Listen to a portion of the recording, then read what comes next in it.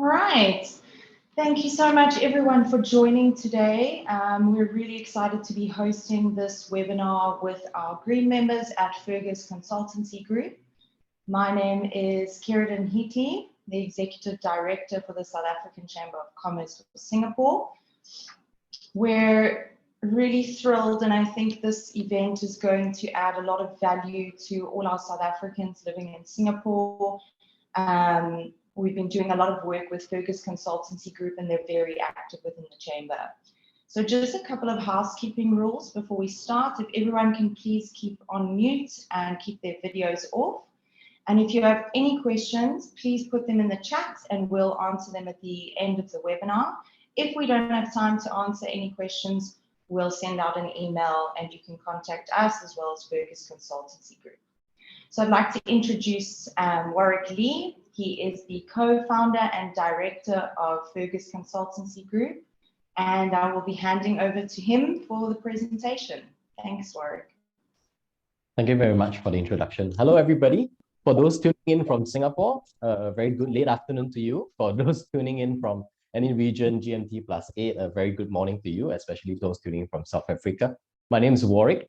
Maybe just a quick introduction. I've been in this industry for easily more than a decade, and I think it's a very interesting topic today that we're going through.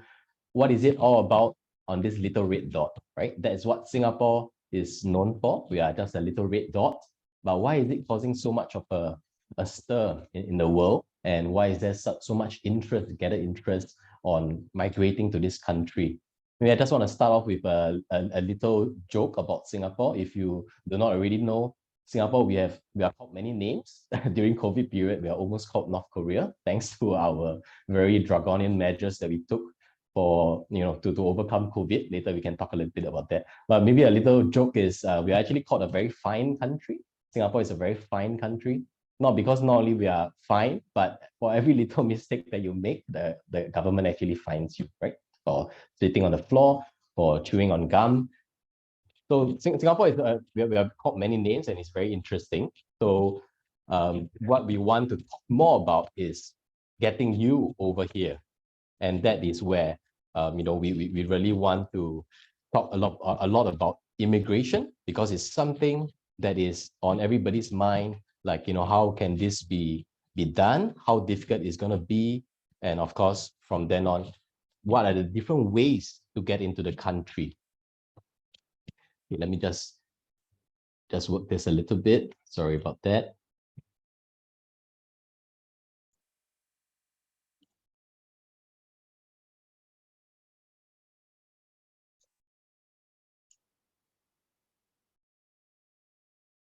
Right. I believe everybody can see my screen.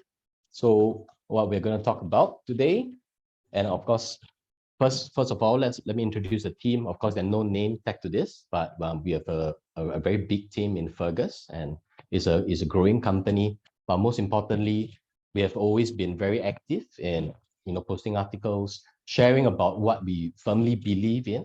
Is this thing called profile modeling. We'll touch a little bit during this session later. We are also, we also have many partners under our belt. These partners are very important because for those in Singapore, you realize, or even those overseas right now tuning into us, you realize that there's a lot to be done, especially when you want to prove, your loyalty to the country, whether you want to be part of the community, to continually engage with the society. That's why we work with a lot of partners, and these partners are our brothers and sisters, where we have lunch and dinner almost on a weekly basis. They are from schools, universities, and of course the non-profits in the country. And these are just some of the different partners that we work with, and of course some of the awards that we have gotten. We have also been awarded the PSME Award 500, which is only dedicated to the top 500 companies, growing companies in the country. So back to the topic today, how can one actually settle down in this little red dot, Singapore, through an immigration route that best suits you? So there are a lot of ways to get into Singapore. We're not talking about being here as a visitor, but being here either on a long-term basis or permanently. What we're going to cover today will actually be almost the entire bag of things, which is how you can gain permanent residency in the country, followed by citizenship, and of course, what are the different employment routes you can actually explore. And the very important, come September, the very important campus framework is a very interesting thing. It's the first time Singapore is going down this route of point-based system. Countries exercising that, for example, near to us would be Australia, where they have a very clear system that is point-based, where you know your chances of actually securing a pass or even permanent residency. Singapore has taken the inaugural step to do this, and it's going to be starting off with the employment pass. Moving on, we expect the government to actually explore that for permanent residency or citizenship, but that's for the government to decide. Then, of course, the one pass is nothing to do with mixed martial arts, but one pass is a very heavy weighted work pass. Later, we'll talk a little bit about that. And of course, we'll share some tips towards the end. So for coming into Singapore, especially as a working professional or somebody who wants to gain employment in Singapore, we have split it very simply into two different routes. On the left, professional basically is white collar. On the skilled worker side of things, it's the blue collar. I firmly believe majority, if not all, of the listeners will fall in the professional route. That's where these are the different passes that fall under this umbrella. First off, we have the employment pass. And actually, employment pass is tagged a little bit to the personalized employment pass. You realize the name is very similar as well. So just look at it as employment pass is the basic employment pass. The personalized employment pass comes with more benefits. And of course, the salary is much higher as well. For the Entre Pass, the name speaks a little bit for itself. Entrepreneur Pass, that's where it's tagged to entrepreneurship, tagged to ideas aligned with what the government is looking for, whether is it venture-backed or it possesses some innovative strategies or technologies. So that's Entre Pass. And One Pass, the long name of One Pass expanded, is Overseas Networks and Expertise Card. For skilled worker, we won't be touching much on that, but basically these are the ones, in the CMP sector, for example, construction, marine, and process sectors, we have the migrant workers, the blue-collar workers. S-Pass is more for skilled workers, but not really at the manager level, and majority of them are not degree holders as well. For the employment pass or the professional side of things, majority, if not all, will be a degree holder. And of course, the foreign domestic worker will fall onto a skilled worker. So basically, those passes actually summarizes the entire umbrella of things that how you can actually gain employment in Singapore. These are the two main routes. There's also another interesting way how to get into Singapore, which is through studies.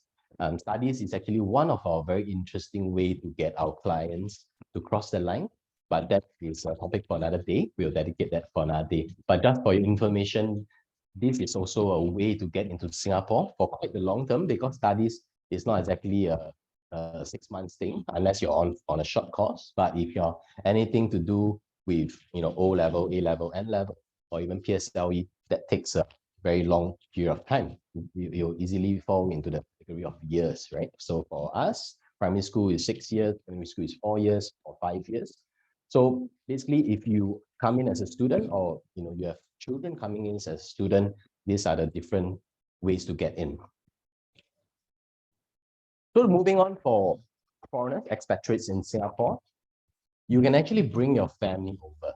So in the government's point of view, so during this whole webinar, you always hear me talk about the concepts, and I like to explain. I never like my listeners to memorize. There's no need to, but understand the concept and the way of thinking of the government. From then on, you can make a better decision, and you can of course understand why the government does some stuff. When a foreigner is in Singapore, definitely the foreigner will miss home, miss his or her loved ones, and that's why the authority in Singapore, which is the Immigration Authority of Singapore, actually came up with a few different passes for family members, and they come with accompanying criteria. So if you realize, dependence pass is the usual pass that all spouses will achieve as long as your working spouse in Singapore is earning a salary of 6,000 and above, and on an employment pass. If you recall, employment pass is one of the most common pass for managers and above, and that is a pass that allows you to bring in your spouse as a dependent if you want to bring in your parents, for example, then that will actually require you to hit even a higher salary range, which is, if you realize, is double of that. So if you command that salary, then the government will give you the leeway to bring your parents in. If you do not hit that, the most you can go is to bring your spouse in, or your child or children. So let's talk a little bit about PR, right? PR is something that is always on the mind of foreigners, especially when you're here in Singapore and you love the country. You realize, so I've been here for a couple of years. I'm on a work pass, or let's say you're considering to come in on a work pass. You want to understand what follows after that. What follows after that will be the 4 different routes you can achieve permanent residency in Singapore. Obviously, it's easier said than done, but these 4 different boxes here will fully explain the different routes that you can achieve what you want to for your immigration status, for the change in your immigration status. So the first box obviously is as an EP or S-Pass holder, then as a student as well. As a student, you go through a different route called the student's application route. For foreign investors, this the GIP for short of Global Investor Program. This has changed in the recent years to in hundreds of millions of dollars of proven revenue of a company overseas before you can actually even qualify for some of the basic criteria. So that is also on the topic for another day. Family ties will be, for example, you're here in the country and you can actually sponsor, or you can sponsor your aged parents. That is family ties. But today we'll focus on a lot on the work side of things, which is the employment pass or the S-Pass route. So, like I mentioned a little joke earlier, so besides being known for a fine country where everything boils down to a fine from the government, if you cross the lines, we also need to understand what is the benefits of even hanging around in Singapore. If you have kept up with the news, there's this thing called the additional buyer stamp duty. That is a property, so-called stamp duty that you have to pay if you purchase a property in Singapore. For example, a condominium that costs $1 million. If you buy it as a foreigner, you have to pay at this date. Today, you have to pay 6% of the price just for that piece of stamp duty. I mean, that's stamp duty that you pay, right? So that's easily $600,000 gone, Singapore dollars, just for the additional buyer stamp duty. But as a Singapore permanent resident, that now drops to a single digit to a low double digit. That is a drastic difference.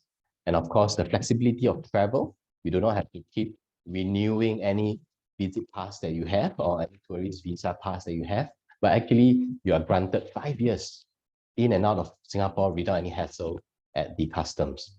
You are also able to sponsor your family members through family ties because you have already achieved this Singapore permanent residency status. And looking at how we went through COVID, you understand in Singapore, the healthcare system is very strong. We're actually one of the countries that did not even budge during COVID or did not even shake much, especially when it comes to healthcare. We suffered a little bit. There's, low head count, there's insufficient manpower, but most importantly, the healthcare was able to be there for the people when it's most required to. So healthcare is easily one of the best in the world, and the subsidies that come along with the Singapore permanent residency status is very drastic. And of course, for government schools, our government schools are in general very good as well. Education is also one of the top in the world. So to access to government schools is very important for children. You don't have to pay through your noses for international schools. They can easily be 30, 40 to even 60,000 per semester for some of the international schools in Singapore. But you only pay a couple of hundreds to low thousands if you are a Singapore PR and if your child goes to a government school, which is so much easier as compared to being a foreigner. So these are some of the very obvious benefits of being a Singapore PR. So now once we understand that, you may better make a decision whether Singapore is for you. Besides us having the 4 very crazy seasons, we have 4 seasons in Singapore: hot, hotter, hottest, and hotterer, or what we call it. So basically, Singapore is a very hot country. It's very humid as well. We are just on the equator, so it's not a country that has fantastic snow and view. We don't really have mountains. We don't have hills, but you need to understand. Besides all this, besides the geographical side of things, what are the benefits of being a PR. So with that, we move on. After you become a permanent resident in Singapore, you actually have the eligibility to be a citizen as long as you keep your permanent residence pass for at least 2 years. Of course, there are many underlying criteria and some unwritten rules here and there, but that is the session for another day. And that is also, we are open for the discussion for all those who are interested, who have achieved your PR status already. Just to briefly go through, you will realize there are a lot of acronyms. I just want to explain. For a citizen, you know that this is the famous red passport in the world. I mean, there are some other countries having the red passport as well, but ours is the famous one because according to the Hanley Passport Index, we are actually the most powerful passport this year. And just a slight correction, we are actually visa-free to 193 countries, if I'm not mistaken. And we will be able to purchase a built-to-order flat or housing from the government, which is a very heavily subsidized housing when you are a citizen. So this built-to-order thing is very interesting. So if you have children or if you have played with Lego when you were younger, so that's how they build the houses. They build it like Lego, where they build it very quickly.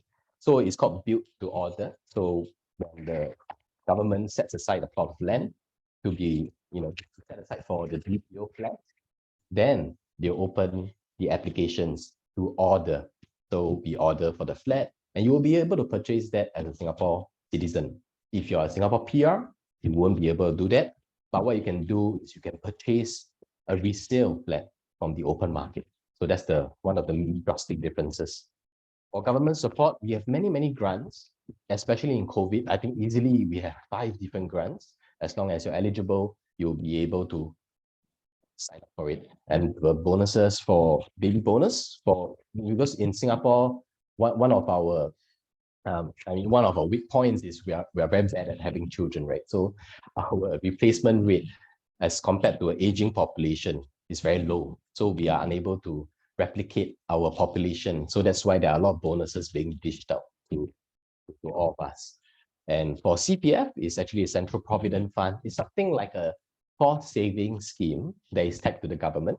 So I think it's a bit like 401k in the US. So this is called CPF in Singapore. So basically, you have 3 different saving accounts in the CPF account, the major account. As a Singapore citizen, you'll be able to contribute towards that. And not only that, you can receive the full benefits. So we have the usual saving, the medical account, then we have the ordinary one, and we have the special account. So they all have different reasons to be there, either for housing, for retirement, or for medical benefits. So for Singapore PR, we are actually contributing to the CPF as well, just that as a citizen, you'll be able to receive the full benefits of it.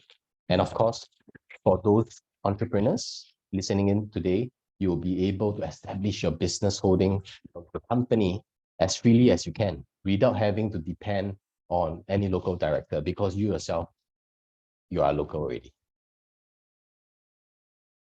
So maybe at this point of time, just want to showcase the most important thing besides doing visa applications. We are MOM accredited by the Manpower organization in Singapore. We are accredited. We have a license number to do up visa applications for foreigners. We also help out in permanent residency and citizenship, and results are very important. So what was the use of having a company and assisting thousands and thousands of clients, but we are unable to achieve the result that they want and we want as well. So just some of the examples. I mean, we have limited number of slides. If we have to put in all the approval letters, I think we'll run easily to hundreds and hundreds of slides. So this is just a classic case of on the same day, we actually have 2 clients from 2 different route of application, one for permanent residency, one for citizenship, achieving their immigration dream on the same day.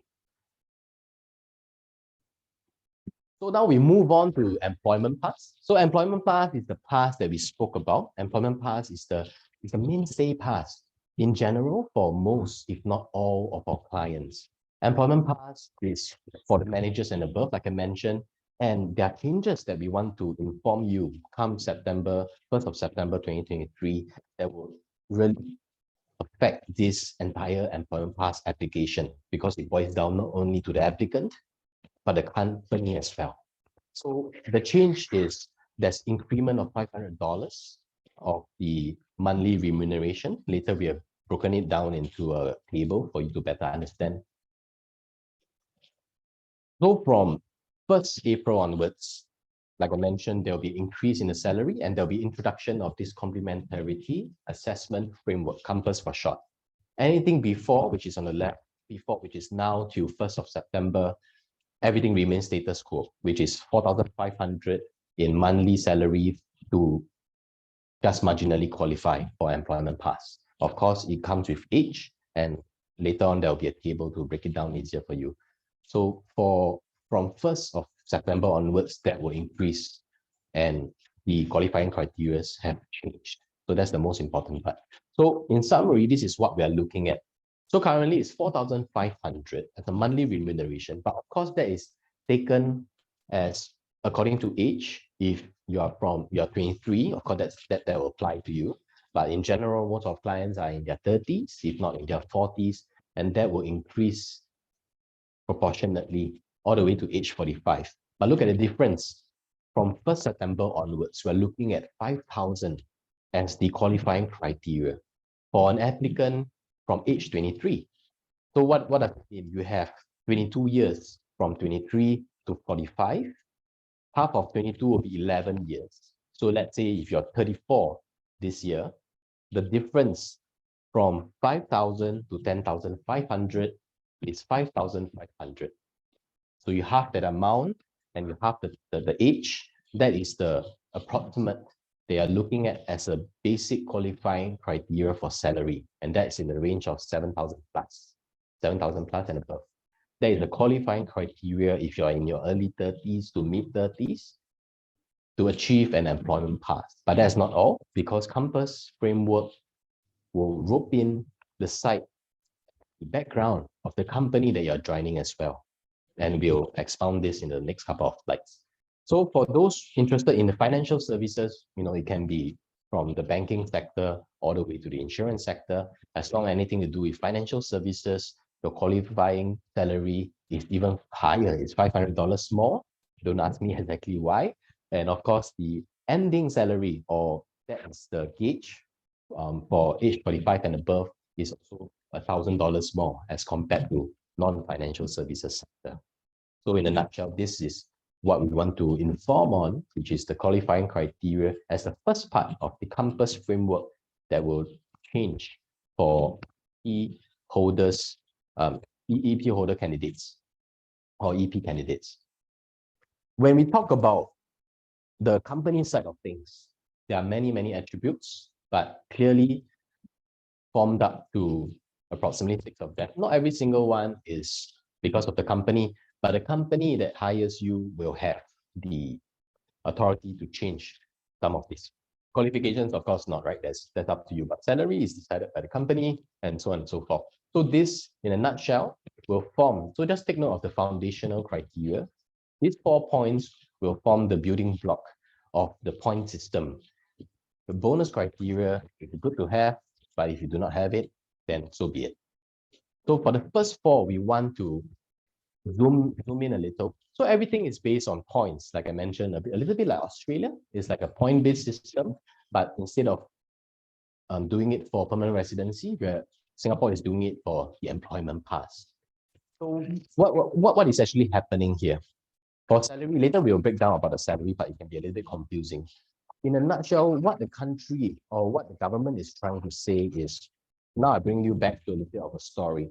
So during COVID, many people lost their jobs. Many Singaporeans lost their jobs as well. We have a good number of foreigners leaving the country to care for their loved ones back home. We also have foreigners who kept their jobs. During this period, it was a very sensitive time, very stressful time for Singapore. And during this whole entire, not even endemic season yet, we are still talking about the COVID season. During this period, a lot of anti-foreigner sentiments start to appear.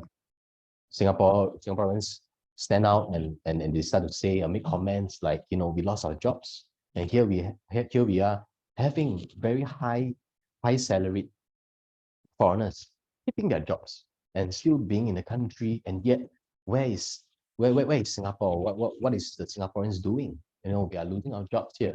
We have to, look for secondary employment, or we are just retrenched because there's COVID.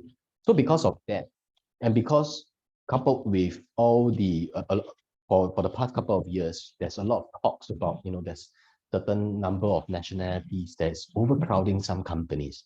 There are some jokes even on the ground where there are certain areas in Singapore is really a land of that particular nationality. So there's a lot of anti-foreigner sentiments, and finally the government stepped in to say, all right, let's level the playing field. Let's exercise prudence in wanting to bring foreigners over.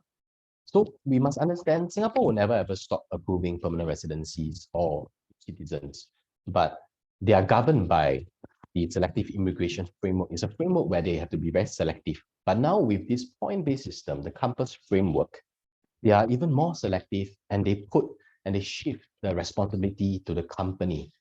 Because for you to achieve or to bring in a certain foreigner, you must achieve at least 4 of these foundational criteria. And it boils down to having diversity in your company, meaning that a certain nationality cannot be overcrowding the entire company. There must be fair chances given to Singaporeans prior to you hiring a foreigner. There must be justification on why you have this foreigner instead of having a local do the same job or at a maybe lower salary. So these are the different factors that push the entire government to come up with the campus framework. And that is the concept that we must understand.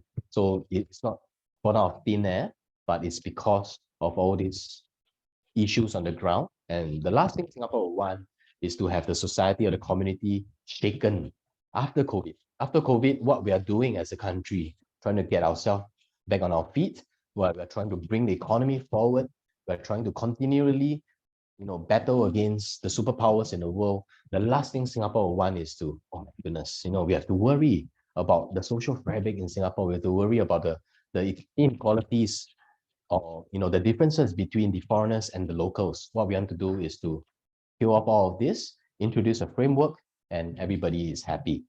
So these are the different criteria. We'll zoom in one by one, but basically, if you don't score well, you just score 0 for that. If you kind of meet the expectations, you score 10. If you exceed, it's 20. It's a very simple scoring system. And once we zoom in, we'll skip the bonus for now. Basically, later we'll explain in depth about it. But most importantly, you need to remember 40 points is to pass. It's very different from school, right? School is always 50, but for this campus framework, it's 40 points to pass. So if you look back, 40 points will mean that you scored minimally 10 points for each of these foundational criteria. Minimally 10 points of each of these foundational criteria. So later we'll zoom in on each and every one of them to explain further. So for one, salary. So what we are looking at, this may seem a little bit confusing. So we break it down into numbers. So let's say, for example, we take info communication technology. So let's say, the age is less or equal than 23. What we are looking at is 6,000 Sing dollars a month as remuneration. So for a candidate to achieve 20 points, the salary is 8,800 because you need to be benchmarked to the local PMET salary and you must fall in the 90th percentile. So that is what we are looking at. Maybe just another example, for example, insurance services. So for the age group, same age group is 5,200, but for you to score 20, you must be paid 8,100, which is easily, $2,900 more. $2,900 more than to be at the 65th percentile, which will not get you a lot of points, right? If you want to go full points, that is the amount of difference in your salary that you must achieve. Maybe just one last one, arts, entertainment, and recreation. We do have a lot of clients who are professional dancers or DJs. So if they are around that age, in their 20s or 30s, the range is always around 4,002 to maybe 5,000 plus. So if they want to score high, 20 points, full marks for salary, then they will have to be given at least 6,100 in monthly remuneration. So that's where the differences lie, and that is how you can achieve greater points for the particular criteria. So that's for salary. So of course, a lot of information can be achieved from or can be retrieved from the Ministry of Manpower website. And there's actually the classifications, there are tools in there for you to use so that you can actually understand more about this.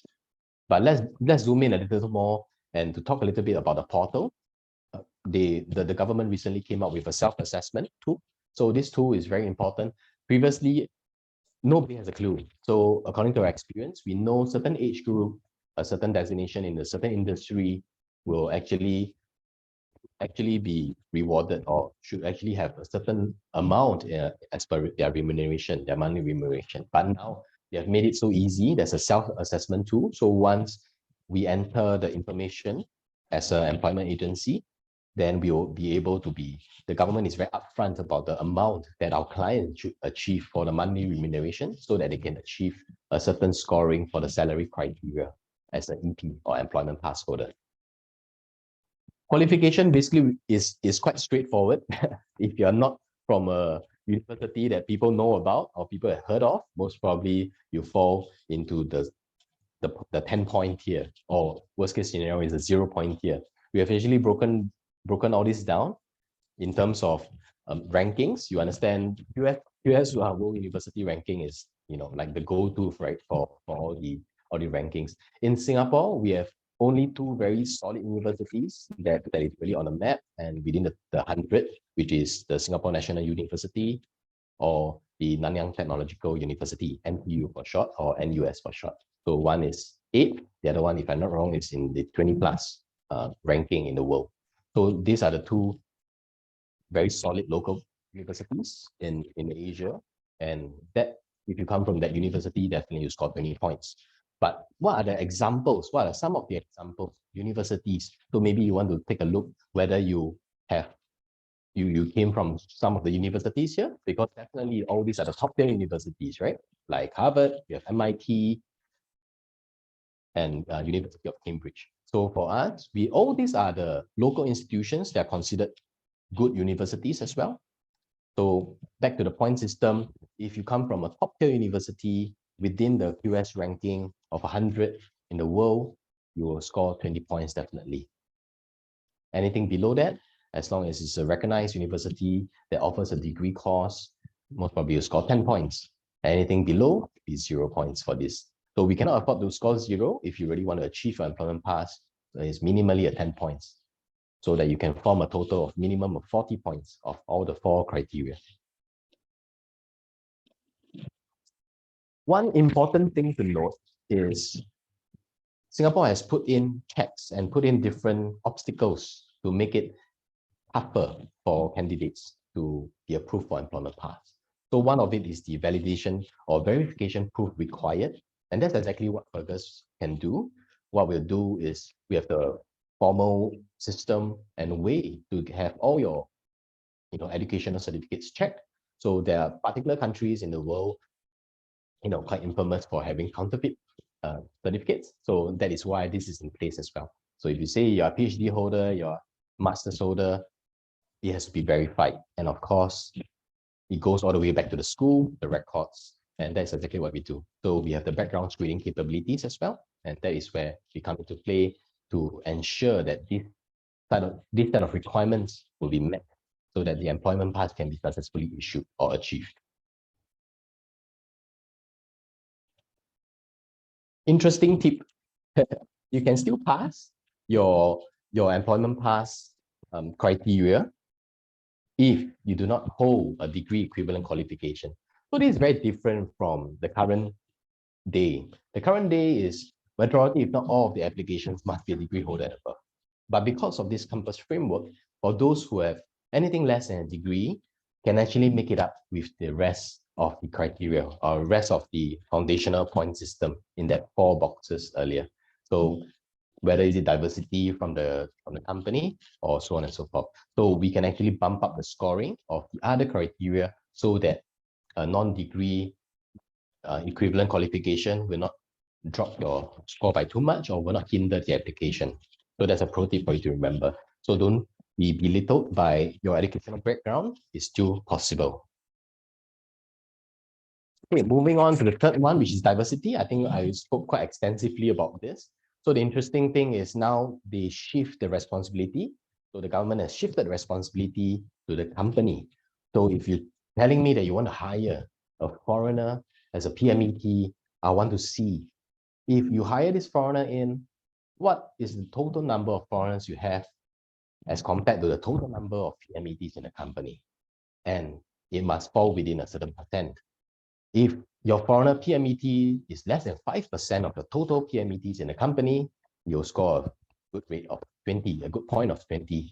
But the so-called grayer side of things, foreign employees, like the fine print at the bottom, there's certain criteria to hit to be considered a PMET that can be counted against this number. So they must have a fixed salary of 3,000 and above for foreign employees, sorry. And actually for local employees as well, they must be earning at least 3,000 and there must be CPF contribution for them. So that will add them to the mix of PMETs. And then the calculation is the total number of foreign PMETs from a specific nationality or citizenship divided by the total PMET employees who will make the cut of 3,000 and above salary. And then you have your calculation for the percentage. So with that, to score 20, if you work in a company who has less than 25 employees, naturally you'll score 10 points. So in the following slide, we want to just share a little bit about how they calculate this and how the PMET structure is being met.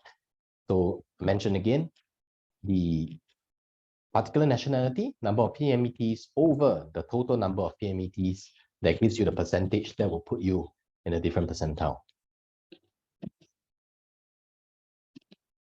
Some more pro tips for you. Like I mentioned earlier, a default of 10 points will be given to your application if your company employs fewer than 25 PMETs. And of course, everything is based on the nationality. So the nationality has got to be aligned with the records that we have. And the last pro tip, you don't really have to memorize this, but I don't really remember why they chose 6 of each month, but 6 is lucky in the Chinese language, or in the foreign language of Hokkien, in a foreign dialect. 6 is actually lucky. So maybe they chose that specific day, but that's where the campus workforce profile will be updated. Just some pro tips for you to remember. Okay, lastly, like I mentioned earlier, there are a lot of talk during COVID, anti-foreigner sentiments, and that's the very reason why the country or the government or the authority wants evidence that local employment is being supported, that Singaporean first concept is always there, and not, I just want to get in the foreigner, I do not give any sufficient chances to Singaporeans. So that is the reason why the support for local employment is so important, and this is totally out of your control. So if you realize for this and the previous criteria is totally firm related, it's all got to do with the company that you're going to work for.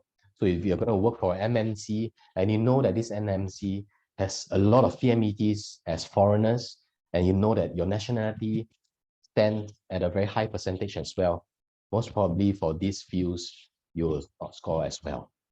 So how the government want to change this whole game of work passes in Singapore, especially for employment pass, is to introduce the campus framework to tune them back to a Singaporean first mindset. So this is how it's calculated. It's quite uniform with the previous criteria. Basically, the local PMET employees divided by total PMET employees. So that will give them the share of the local PMETs, and they have got to be more than 50 percentile to be aligned with the rest of the firms in this industry, and that's where they can score the highest.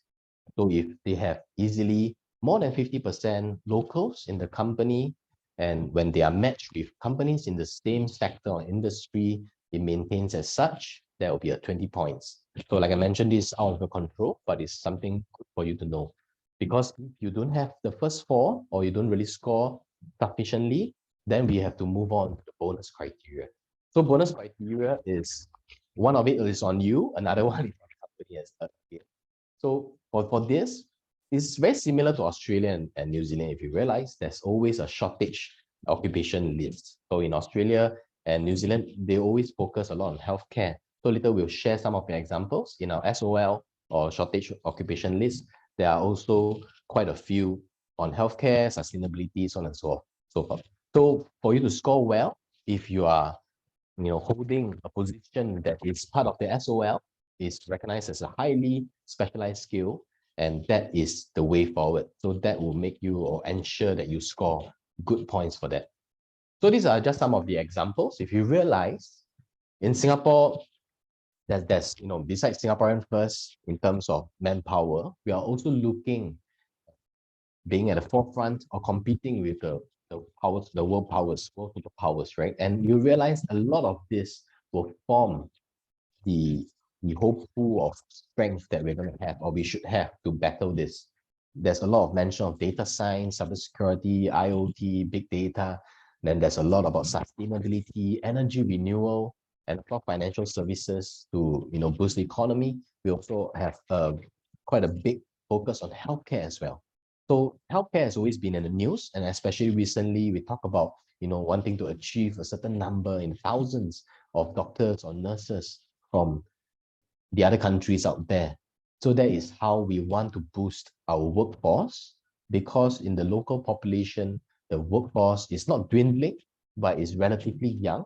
We are a country that is going to celebrate its 58th birthday in about 6 days' time. So we are actually a very, very young company, very young country, sorry. So 58 years only, independent for 58 years. So that's why it's a very young population as well in terms of the workforce. But on the back end, we have an aging population, because whether it is the high stresses at work, everybody's trying to climb the corporate ladder. We are not giving birth to enough to replicate our population due to people dying off every single year due to the high mortality rate and aging population. That is why we need all this in the shortage occupation list to come and fill in the gaps that we are unable to fill within this next couple of years. How long does it take for somebody who underwent a data science course in university to be a data scientist? It's a long time. How long does it take for somebody to be a clinical psychologist if this person just took it in polytechnic, which is a diploma, right? As a diploma holder, how long does it take to be a clinical psychologist? It takes a lot of time. So in the meantime, we need to parachute all these professionals, all the talents, foreign talents, so that we can supplement the workforce. We can still, fight with the rest of the countries out there. And in the meantime, we allow them to groom our younger generation, and we allow the courses in polytechnics, in junior colleges, in universities to continually churn more and more local talents that can continue in this race. So foreign talents are very important, and that's one of the main reasons why this shortage occupation list is a bonus criteria. This is a very interesting tip you must remember. If you happen to fall within the SOL, your EP is a little bit different from the others. So simply put, if you are a very good mercenary, and I'll be very blunt here. So a foreign talent is considered a mercenary in a way, right? So the company pay for this foreign talent, and this foreign talent can contribute to the country. So for EP, it's 2 years, 3 years on a renewable term. But if you fall within the shortage occupation list, it can be a 5-year employment path, because they know they can secure you and you can be in the country for 5 years, as compared to somebody who is in a very normal sector or normal industry. That is a 2-year renewable term.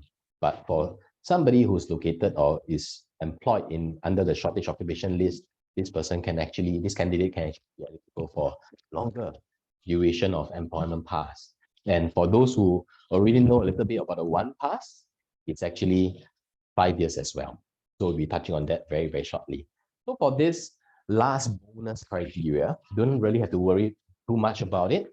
Many of the firms do not hit this, but if they hit it, and you get a free 10 points. It all has got to be in line with what the government wants, and the company, the day in this in this term is the company. The company that's going to hire you has got to be under one of the eligible programs. And Economic Development Board, EDB, is also the issuing authority or issuing body for the GIP, which is the Global Investor Program. Enterprise Singapore has got anything to do with enterprise, obviously. So they're very pro-entrepreneurship, pro-startups, pro-incubation programs. And all these are the eligible ones that the company has got to be aligned with for you to trigger the additional 10 points. If not, this will be a 0, which is not something out of the ordinary. Most people will score 0 for this unless the company that they work for is very fervent in all these different government strategies or programs. So these are some of the other programs that your company that you are going to work for can be involved in to trigger that 10 points. If not, like I mentioned, it's going to be 0. So some of you may be thinking, no worry, listening for so long, I find that I am an employment pass qualifier. I can easily pass this, but I earn more than this, or I think I'm worth more than this. So how can I be exempted in a way? Your answer is all here. If you earn at least 22,500 mixed monthly salary, or if you are under the World Trade Organization General Agreement, there's a lot of politics in all this, or you are just here on the very short-term role, definitely you can be exempted from campus. But anybody else excluded from all these criteria will fall into the campus framework. And for those who still think that the campus framework is too lengthy for you, you are definitely more than that, then we'll move on to the one pass. One pass, you'll be surprised. There are many in the country that has begun to, or they have begun to achieve the one pass. And we have examples of that as well. But before we close off the employment pass, we just want to talk a little bit of the success stories. We also do have many employment pass getting issued through Fergus Visa Services, which is the visa services arm of Fergus. We have Fergus Visa and Fergus Consultancy as well. So employment pass can be achieved within a short span of time if done correctly. With the introduction of campus framework, more has to be done, more homework has to be done, and there'll be a lot more scrutiny on your application, on your documents, and the authenticity of all this. So now we move on to the one pass, coming towards the end before we start to answer some of the questions you may have. One pass, this is how it will look like for those who are wondering how different does it look. One pass is actually very similar to an employment pass and an S pass as well. The name of it obviously is longer. That's why they use the acronym of ONE, O-N-E. It's only set aside for, number one, high earners. And we're talking about 30,000 above. Later, we'll talk a little bit about it. But most importantly, this is how the government want to attract talents, not only in terms of how to build the economy, but also how to put us on the map. So that is Miss Pereira, our nation runner. So for example, if you are somebody who is in sports and you excel in it, maybe you're a badminton player, represent your country in the second team even, you don't have to be the first team. That is almost enough for you to qualify for the one pass. Of course, the criteria will stretch beyond that. They need to be assured of your qualifications and your achievements and accolades. But beyond that, what they're looking at is top tier talent in business, arts, or sports, and so on, even in research. So we have clients who have like 60 over patents under their name. They are researcher. So these are the ones, these are the people who can qualify for the one pass. But qualify doesn't mean you achieve a one pass. You have to come to us and we'll evaluate for you to better let you understand if one pass is for you or employment pass will be the way to go. One pass has its own criteria, like I mentioned, and 30,000 and above is a monthly remuneration. If not, then you will have to be an expert of super foreign talent, top tier talent in the arts and so on. So this is the criteria that we're looking at. Just keep in mind the magic number of 30,000 and above. So if you realize 30,000 and above will put you beyond even the personalized employment pass route. Personalized employment pass, to refresh, is the upgraded employment pass in a way, and it is triggered with a higher salary, and it also gives you more benefits. But for the one pass, it's a 5-year pass. You don't have to answer to anybody.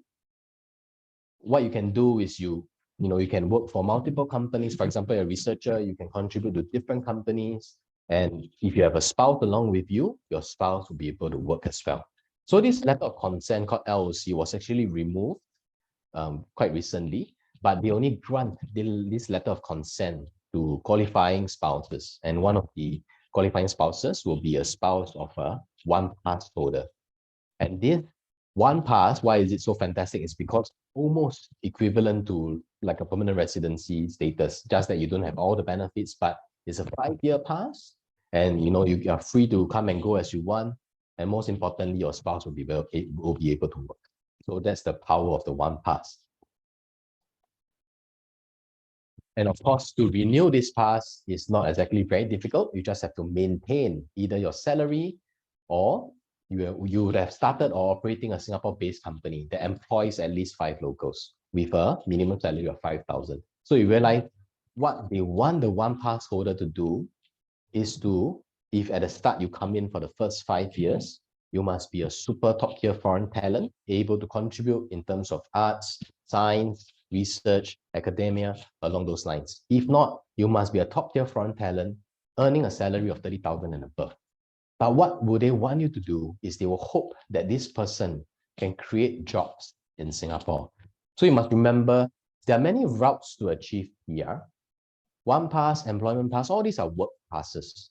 But to achieve PR, there are many ways to go about doing it. Beyond the work passes, you can even be a student. But beyond that, what you can do is you can even open a company. Opening a company in Singapore and tagging it with a local director, all these are the things that we can do for you. And from then on, we issue the employment pass under your company. And after 1 year, we'll let you regain the full control of the company. We can remove the local director if required. And then from then on, you not only own a company, you can employ your own workers, and you can slowly be in the very, very good books of the government. That is how we achieve permanent residency and citizenship. Most importantly, you must be in Singapore, and you must integrate well. You must provide for the economy. You must also provide for the people in terms of integration. Like I mentioned, integration can be many, many factors. Working with schools and universities and non-profits, delivering speeches, coming out with curriculum for low-income students, for example. All these are the things that we can do for you to help you achieve your immigration goal. I just want to wrap this up on some tips. Take it with an open mind, but for those who currently you're still in employment with another employer, just remember to cut ways amicably. The extent of reference checks can go quite deep. And of course, whether any upskilling, reskilling that you are required to do, get it done before application. Always understand more about the company that you want to join. If you need our services, you can tap onto us and we can provide that value-added service if required on researching on the company that you want to join and then helping you to achieve your employment pass. Honesty is always the best policy. In all applications, whether is it permanent residency or work passes, be completely transparent. In Singapore, there have been cases where people achieve permanent residency and many years later, for whatever reason that is undisclosed, the government actually realized that the declaration right from the start during application was false. And what this person went through, I do not wish upon anybody, is she lost her PR status and she got deported and she got banned from Singapore.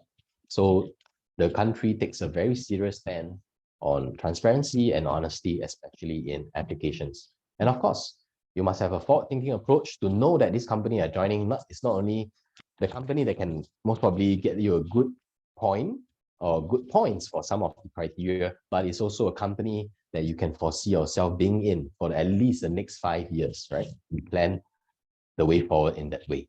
So if all these criteria, they are all met, then I think you'll be in a very good position to approach us to help, allow us to help you with your employment pass application. Just some final pictures to show about the diversity of our successful cases from all walks of life, from different industries, from different nationalities as well. Maybe just one of the parting words will be never ever belittle your application or your background. We believe strongly in Fergus that everything is possible as long as we put it in. Even if we put in our best and we fail, at least we fail with flying colors. That's what we always believe. With that, thank you. And I just want to have a little look at some of the questions that may have popped up. Thank you so much, Warrick, for that. It was fantastic. I think, honestly, if I had been joined or attended a webinar that was giving so much information before I moved to Singapore, it would have been a lot easier, because I struggled quite a bit with the long-term visit pass and then couldn't work on that. And then we didn't actually know that I couldn't work on that pass. So these kind of things are really important and we really value them. So thank you so much for sharing. Welcome. So Warrick, we're running a bit short on time, but I do have one question that's come through. Somebody asked, are there specific qualifications, skills, or employment histories that could enhance an individual's chances of obtaining permanent residency? Okay, so there's no hard and fast to this, but consistency is key. So for example, if you're going to be, let's say, in the data science field or industry that's got to do with renewable energy, of course, it's preferred that your previous experiences in your hometown or in the country you come from is aligned with that, and not there's a difference or a drastic difference in industries, in employment, and of course, length of employment is important as well. So as long as we can maintain consistency, at least for the employment side of things, we will be able to look better on the application. If that answers the question. Yeah, thanks so much. All right, so we're going to end off the webinar today. Thank you so much, everyone, for joining. Please keep a lookout for the follow-up email. We will also make introductions to Fergus Consultancy for everyone who has attended, and you can contact them directly. And feel free to visit the South African Chamber of Singapore's website and find out how you can join as a member and benefit from more events like this. Thank you so much, everyone. Thank you, everybody.